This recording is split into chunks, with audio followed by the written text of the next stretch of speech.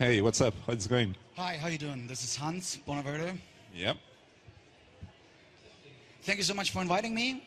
Very much appreciate the invitation, and actually very happy that this is probably the fifth opportunity to talk with TechCrunch. And Yeah, I've I've looked on the website and I found some videos from like 3 years ago. And it was quite funny because at this point that was a prototype, and now you have a much better looking. Yeah. I mean, you know how it goes with crowdfunding projects. They're not always precisely on schedule. We've actually been quite far behind, and I do apologize for that, for all backers, investors, and everybody that supported us. 5,000 people actually paid money in. We've got orders, crazy, and it was very difficult. So let's recap a bit. What can you do with this machine exactly? Right, just a quick pitch basically. Yeah. We've created an end-to-end ecosystem that actually connects coffee growers with coffee consumers. The cool thing about that is that we do not only the end at the consumer with a coffee maker, but also at the grower. So we've developed a coffee packaging line that is able to fill up these little coffee pouches. They're standard coffee filters that you know from any drip coffee maker. There are beans inside? There's beans inside. Open your hand. Oh. Yep. There's beans inside, green coffee beans. They're filled at farm level, straight at the coffee farm by coffee growers. And now the cool thing is that every of these bags has a RFID, an NFC tag inside. And that allows us that when growers put their beans into those pouches, they can take pictures, upload contents to the Coffee Cloud. It automatically links the RFID unique serial number to the very product. And when you as a consumer scan it right here at the machine is equipped with a SIM card that automatically transmits that unique serial number to the Coffee Cloud from Bonaverde, and that will push the relevant rich media content to the very product that you're about to consume. So it's about connecting end consumers with people working on making your beans, actually. Totally. We're cutting out all middlemen, and we're bringing the farmer into your kitchen if you want. So let's say you enjoy multiple kinds of coffee. Can you actually select different kinds of coffee with different big time. It's countries? Not absolutely. It's not a DRM system. It's not a lock-in where only very rich farmers sell to you. No, that's not what we want. We want to, and that's our slogan, and that's what we said in Kickstarter 2 years ago already when we set out and started for this journey, which was an exciting ride, a roller coaster, I can tell you. We want to change coffee, and we only change coffee if we really get everybody on board. So what we had to make sure is that everybody can deliver coffee into the ecosystem to your kitchen, and that you can choose any coffee you want to. With IoT coffee, you can actually select any sort of coffee. You can adjust the roasting temperature, you can adjust the timing, you can degaze it for hours or weeks or days or whatever. You can set the timer for tomorrow 6:30, and you can check in with friends, say, you and I are having a coffee, and we're checking in on Sans building at CES, TechCrunch, and then you actually can share that on all the social medias. It's going to be synced with your Google Calendar, so you get kind of a coffee diary, really. Because when you think about coffee, 3, 4, 5 times every day, right? We're consuming coffee, but we're not thinking about what it is. For wine, everybody is bitchy about, what kind of wine you're ordering and all. Well, especially with me, because I'm French, so yeah. Well, there's great German wines too, I have to say. Anyway, so with coffee, it is very unfortunate that it's a hidden commodity. We're trying to make that commodity a consumable and show who's behind it by using technology. All right, so you put the beans at the top then? Absolutely, go ahead. We're probably not going to make coffee, right? Well, unfortunately, I don't have any power here. Yeah, that's fine. Here we go. You fill it in, and just then like that. You close the drawer. You close it. Press some kind of magic button. Well, you scan it right here. The machine automatically understands, oh, it's this precise coffee, 1 of a billion. It can, with RFID, it can actually do over 1 billion different roasting profiles. And how much time does it take? Because Matt Burns was worried earlier. I know, I heard that just now. Matt is totally right. 15 minutes for a cup of coffee is BS. But when you think about filter coffee, drip coffee, There's no real faster filter coffee machine. Yeah. They're always using 10 to 15 minutes. This one is roasting. And it always depends on what you want to do with it. So you can adjust the timing. You can have a quick roast, really dark roast, and have it quickly done in 12 to 15 minutes if you want. That is 10 cups though. It's a drip coffee maker, right? Yeah. So given that this is connected to the internet, can you launch the coffee brewing process from the street when you're going back home or something like that? Big time. The machine is having a SIM card, so it's automatically talking to the cloud whenever you plug it in. Oh, wow. It's having an iBeacon in the machine, which means it's Bluetooth low energy, so it can detect your app, your Bonaverde app, and know that you're around, and then we'll push the rich media content to you and tell you, hey, you're just consuming Juan Carlos coffee cocaine from Colombia or something, and Cool. really be in touch with the grower and engaging relevant rich media content with you and your peers. Actually, you can follow coffee aficionados online with their great roasting profile for the very coffee that you're about to produce. That's pretty cool. So, TechCrunch, we love startups and everything. So I want to go back a little bit and talk about the Kickstarter campaign. Absolutely. So when was it? How much did you raise? Right, so we started off, there's two things I have to mention to this. First of all, Bonaverde is not my first business. I failed miserably in 2013. You're laughing? I wasn't laughing back then. That was actually very... Well, now you're laughing. Well, yeah, we made it. We overcame the challenge.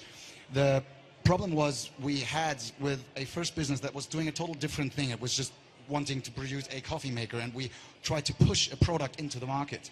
And I'm telling you, that's not working for startups. And I'm also telling you what crowdfunding, in my perception, really is. It is pulling a product to the markets. All those 5,000 followers and great backers and supporters, thank all of you, they're pulling a product into the market that didn't exist back in 2013. We launched it Christmas 2013 on Kickstarter, got totally overwhelmed, and realized, well, wait a second, this is not going to be a couple thousand machines that we're producing here. We need to aim for a mass market production. So we set up with one of our backers, again, a Kickstarter backer. They're having a coffee machine manufacturer plant in China. They're doing 6 million outlets, say 6 million units a year. We're producing at their facilities now. So we are scalable, I would say. We got that machine up and running now. Obviously, that's 2 years later because Christmas 2015 is just around the corner. And in fact, it's taken a year longer, so twice the time that I promised. The challenges, electronics. We actually had an electronics supplier that ran away from us with the source code, blackmailing us, saying, we're going to keep the source code and you're not doing anything. We're in charge of the cloud. I'm like, no. So that's the kind of things that happen with Kickstarter campaigns. Because, my background, I'm 32 years old. That's not young, but it's not precisely, a industry, let's say, very old school professional. So I'm a little green, a greenie, actually. So what I'm doing was trial and error. And my business is really to bring the best people to the table and make it work. So how many times did you have to go to China to visit the factory? Actually, the factory owner is here. The Kickstarter backer is here at CES. So you can have coffee together. That's perfect. We got a booth here at CES. We got a suite here at CES. So everybody that is around CES is very much welcome to taste the freshest coffee. This is, by the way, cool. We can actually say it's the freshest coffee, and nobody can say, no. It is the freshest coffee in the world. Yeah, because you're roasting it inside the machine. Instantly. Boom. Cool. So you're all invited to stop by booth and suite, have a coffee, taste it, and check out what farmers have to say. They're here. We've got distributors, Kickstarter backers. We got 12 Kickstarter backers that signed up for a large five-digit actually number of coffee machines, and they're here. Some of them came all the way over. We've got the guy that is doing the packaging line, installing it on farm level. So even if you're building a hardware startup, you can actually learn a lot from you, because I would say so. So people who are building hardware startups, they should visit your booth and talk to you. That's what you. Yes, no, everybody is welcome always to talk to us. We're very open-minded. It's hans@bonaverde.com. It's Coffee Changers on So Twitter. let's talk about Kickstarter a bit more. So would you do it again on Kickstarter? We didn't only do Kickstarter. I have to do that. Okay. Yeah. Kickstarter, everybody knows, and it's kind of a word for crowdfunding nowadays, Yeah. and that's not really accurate. Kickstarter is great, but it's also, let me be careful, but I'd say it's not the only one certainly, but it's also not the most easy one. So we've also been on Indiegogo, and I found the fellows at Indiegogo. They're also here at CES. They also have one of our coffee makers at their booth. Yeah. And I'm telling you, these guys are really cool. Cool. And we also went on a German crowdfunding platform. In total, we raised $2.5 million. We managed to get the machine working, to get the machine connected with our partners. And now we have to go into serial production. We've already done 2 batches that work perfectly well. We're using that for certification, approbation. We're delivering in 60 countries. Oh, wow. Administration is going to be a total bitch. And I'm not good at that. So do you feel the pressure from backers? Well, yes, we've had angry backers. I have to say that we've had angry backers yelling at us, saying, "Hey, you changed the design." We got a complete different design because we also crowdsourced the design, which was amazing. 250 people actually submitting designs, working, collaborating all over the world in teams where they didn't know each other, submitting 250 design proposals. The crowd selected this one design proposal that then we put up on Kickstarter after checking with the manufacturers, and it didn't work.